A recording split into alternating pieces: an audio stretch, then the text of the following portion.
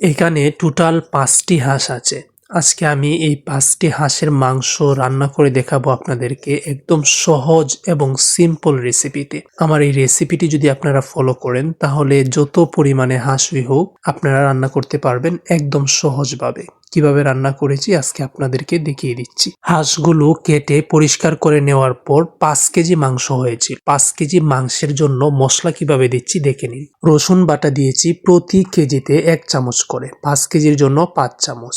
আদা বাটা দিয়েছি প্রতি কেজিতে 1.5 চামচ করে, 5 কেজির জন্য 7.5 চামচ। পেঁয়াজ দিয়েছি হাফ কেজি, 250 গ্রাম দিয়েছি ব্লেন্ডার করে, 250 গ্রাম দিয়েছি কুচি করে। এখন রেগুলার কিছু মশলা দিচ্ছি, যেমন ধনিয়ার গুঁড়া দিয়েছি 5 চামচ, হলুদের গুঁড়া দিয়েছি 5 চামচ এবং মরিচের গুঁড়া দিয়েছি আমি 7 চামচ। হাঁসের মাংসটি একটু জাল না হলে আবার খেতে ভালো লাগে না। জিরার গুঁড়া দিয়েছি 1.5 টেবিল চামচ। তারপর আমি একটি জয়িত্রী দিয়েছি এবং একটি জয়ফলের 4 ভাগের 1 ভাগ এখানে আমি দিয়েছি। তারপর রেগুলার গরম মশলার প্যাকেট দিয়েছি 1 টেবিল স্পুন। তারপর দিয়ে দিলাম লং, এলাচ এবং দারচিনি, পরিমাণ মতো অল্প করে দিলেই হবে। তারপর কিছু কাঁচামরিচ দিয়েছি 10-12টার মতো হবে। তারপর সয়া সস দিয়েছি আমি এখানে 2 টেবিল স্পুনের মতো হবে। সয়া সস আপনার বাসায় না থাকলে না দিলেও হবে, কোনো সমস্যা নেই। তারপর 1 টেবিল স্পুন লবণ দিয়েছি, 1 টেবিল স্পুন চিনি দিয়েছি এবং 1 টেবিল স্পুন টেস্টিং সল্ট দিয়েছি।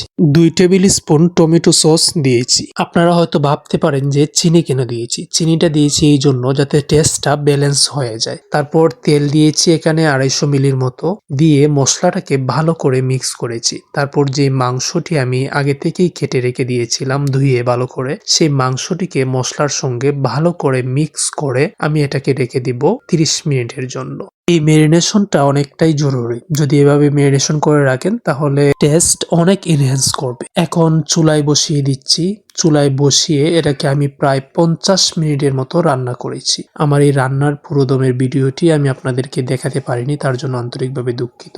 রান্নার পরে আমি যখন সার্ভ করেছি তখন একটি শট নিয়েছিলাম, এই ভিডিওটি আপনাদেরকে দেখিয়ে দিচ্ছি। অনেক মজা হয়েছিল। আমার দেখানো পদ্ধতিতে আপনারা যদি রান্না করেন আপনাদের রান্নার টেস্ট অনেক ভালো হবে ইনশাআল্লাহ।